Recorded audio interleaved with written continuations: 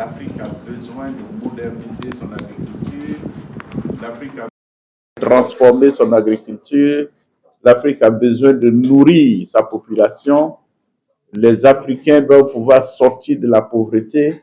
Tous les pays qui se sont développés dans ce monde sont passés par l'étape du développement de l'agriculture. Et en 2014, comme vous le savez, il y a eu la déclaration de Malabo qui a repris les mêmes recommandations d'investissement de 10% du budget national dans l'agriculture et dans la sécurité alimentaire en général. Jusqu'aujourd'hui, certains pays sont à un niveau assez avancé, d'autres ne le sont pas. Et donc la FAO en 2019, le directeur général a décidé d'aider un peu les pays avec un mécanisme qui permet de mobiliser le partenariat au niveau global, au niveau régional, au niveau national, pour investir massivement dans l'agriculture en accompagnement de ce que les pays font déjà. Et cette initiative s'appelle l'initiative Main dans la main. C'est aussi simple.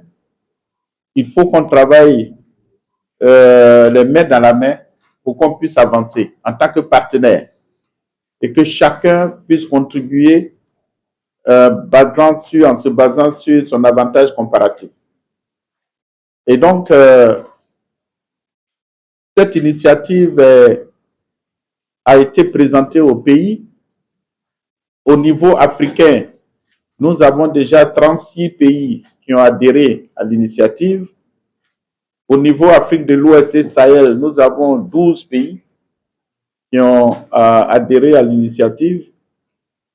Et donc, ces pays ont également développé leur plan d'investissement. Il faut dire que chaque année, la FAO, depuis que l'initiative a été lancée, la FAO organise à Rome ce qu'on appelle le forum sur l'agriculture en général, sur le système agricole. Et ce forum a lieu tous les ans et cette année, le forum aura lieu à Rome du 15 au 17 octobre.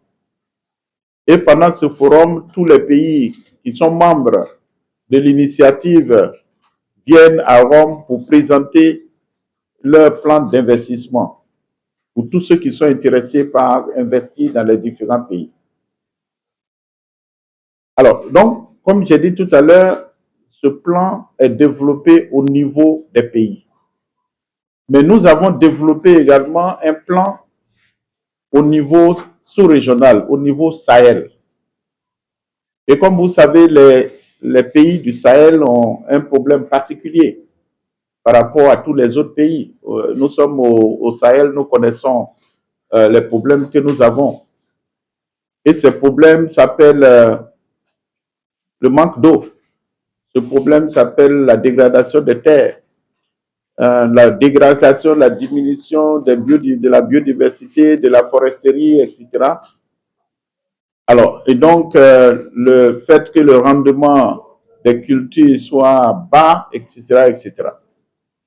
Alors, les pays sahéliens ont, sous l'égide de la CEDEAO et du SILS, le SILS, c'est le comité permanent inter-État de lutte contre la sécheresse au Sahel.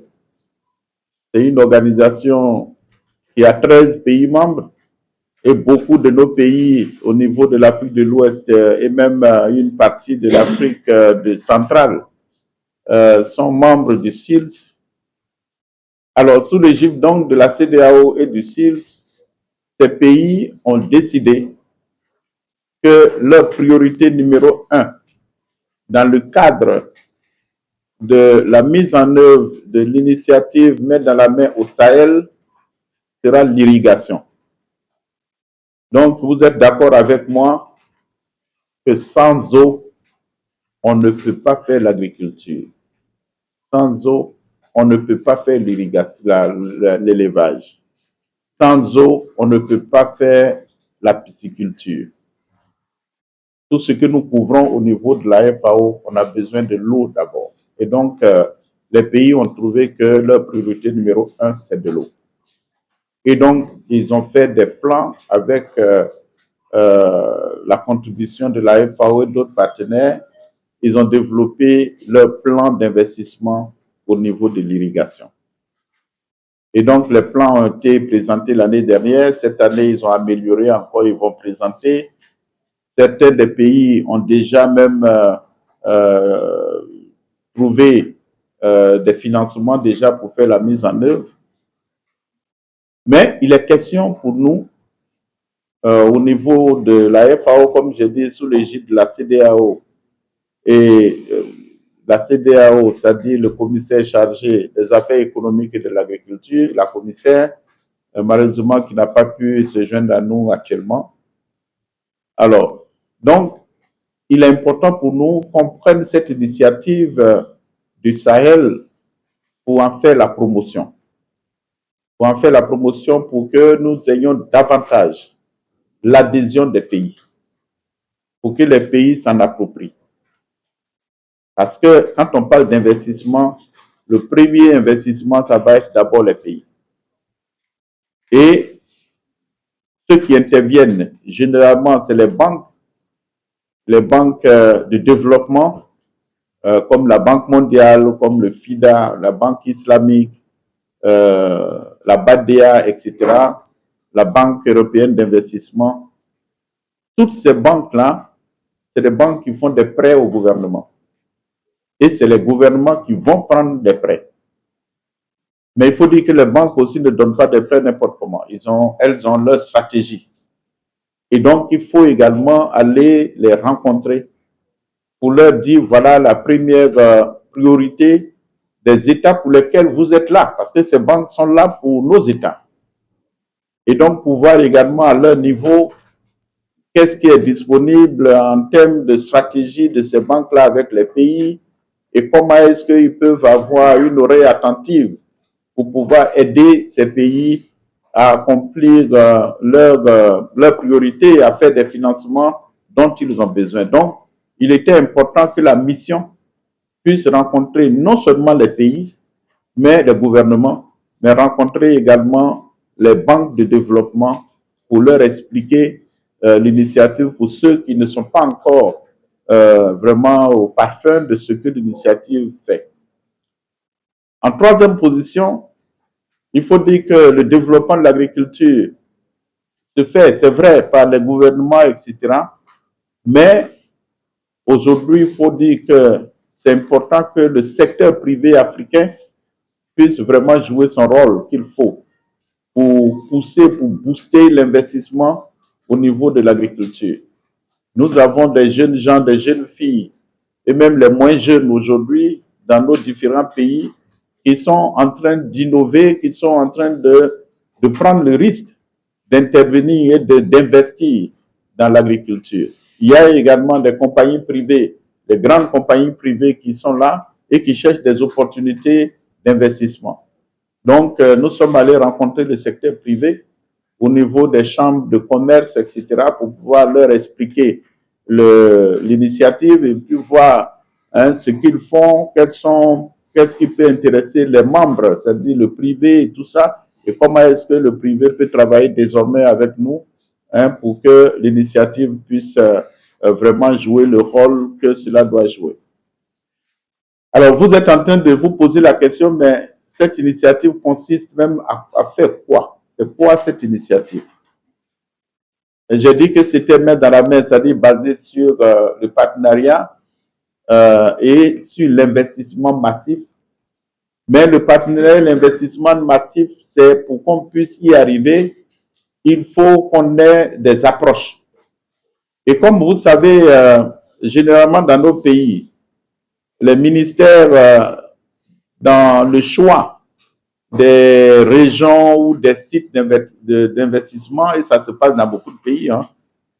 Souvent, les autorités, quand on va les voir avec des projets, des programmes, ils n'ont pas une idée très claire, souvent, de où est-ce qu'on peut mettre l'initiative pour qu'il y ait l'impact qu'il faut pour que vraiment ça puisse faire sortir les gens, les populations de la pauvreté et de la faim. Et il y a certains qui choisissent des régions parce que, bon, ben, c'est chez eux. Ils sont de cette région, donc ils disent, bon, écoutez, moi, c'est chez moi, donc je veux que ça commence là. Et il y a d'autres qui choisissent ces régions parce que c'est peut-être leur bastion politique pour dire, bon, moi, les élections arrivent, donc il faut qu'on aille de ce côté. Et ça, il y en a beaucoup dans nos pays africains. Alors, qu'est-ce que l'initiative va faire? Qu'est-ce que l'initiative fait déjà? L'initiative met à disposition des outils très, très pointus, des outils techniques qui permettent de caractériser dans les détails avec des données tout tout le territoire d'un pays avec un mapping très précis des régions, une région par rapport à l'autre, et l'outil qui utilise le système d'information géographique, mais de dernière génération, va pouvoir donner une cartographie de tout le pays et montrer où sont les zones de plus grande pauvreté, où sont des zones où il y a beaucoup de potentialités, où sont les zones, par exemple, on prend le cas du maïs, au Sénégal, par exemple, où est-ce que le maïs peut produire beaucoup plus et où est-ce que le maïs peut produire moins, où est-ce que l'arachide peut produire beaucoup plus et où est-ce que l'arachide peut produire moins. La même chose que le riz, le palmier à huile, la banane, n'importe quelle culture. Alors, ça permet aux décideurs de dire, bon, écoutez, si on veut aujourd'hui, dans les 5 ans qui viennent, investir dans la production du maïs pour qu'on ait l'impact qu'il faut pour que le Sénégal soit autosuffisant, ou bien même pour augmenter le taux de productivité et de transformation même de la culture de maïs, il vaut mieux qu'on aille à cette zone-là et que l'autre zone, on aura beaucoup plus de choses à faire avant qu'on arrive à ce niveau. Et donc, ça permet de prendre des décisions d'investissement à impact. Et c'est ça qui a intéressé le secteur privé qu'on a contacté. Ils nous ont dit, mais cet outil, c'est vraiment le bienvenu parce que ça va nous permettre d'aller dans des zones où nous allons avoir des retours d'investissement plus rapides par rapport à d'autres, etc. Et les gouvernants ont trouvé que c'était une très, très bonne chose parce que ça leur permet de prendre des décisions avisées et des décisions beaucoup plus pertinentes, etc. Alors donc, c'est un peu, je ne vais pas rentrer dans les détails, mais si vous avez besoin des détails, on va donner les détails techniques. C'est un peu cela l'initiative dont on parle.